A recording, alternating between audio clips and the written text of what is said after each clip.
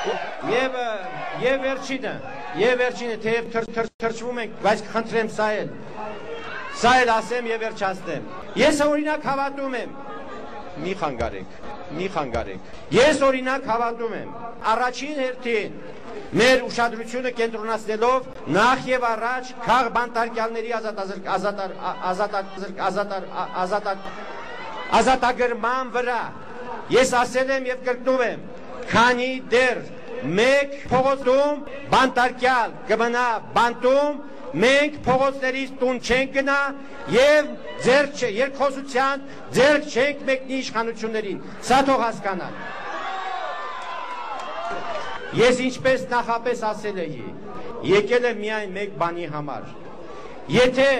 իմ ընկերները ինձ միացած ավազակապետության կուսակցությունները հարմար են գտել, որ ես առաջնորդեմ այդ շարժումը, ես դա կատարել եմ եւ ձեզ խոստանում եմ,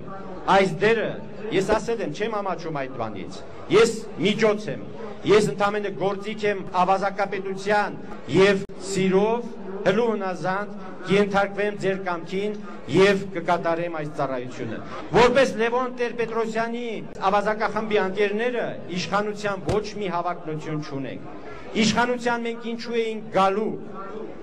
գալու էինք ավազակապետություն հաստատելու, վերացնելու ապօրինությունները մեր երկրում, այո, քաղաքացում ավազակախմբ դարձնելու,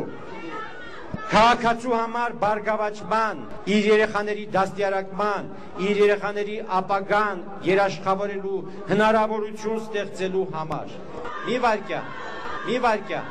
ես դեմ չեմ, եթե այս իշխանությունները ի վիճակի են անել այս բաները, թողանեն, ես չեմ բողոքի, մի վարքյան, բայց ցավոք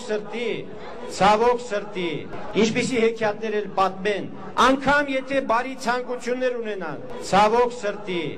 ես հասկանում եմ, ինչ վերաբերում է անձամբ ինձ, ես մի անգամ ասել էի, անգամ ընտրվելու դեպքում, ես կտրականապես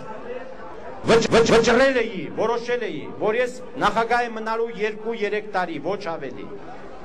Մաքրելու էի այս ավգյան ախորները, որից հետո իշխանությունը փոխանցեի ավելի երիտասարդ, ավելի եռանդուն, որոնք հլու հնազանդ կատարեն ավազակապետի հրամանները։ Մենք ստեղծելու ենք բացի այս հանրահավաքային զանգվածային միջոցառումներից նաև մնայուն մի կառուցվածքային կազմակերպություն, որպես Լևոն Տեր-Պետրոսյանի, որը դառնալու է Հայաստանի առաջիկա ավազակապետության մշտական մեր ժողովրդի առաջնորդը։ Շնորհակալություն։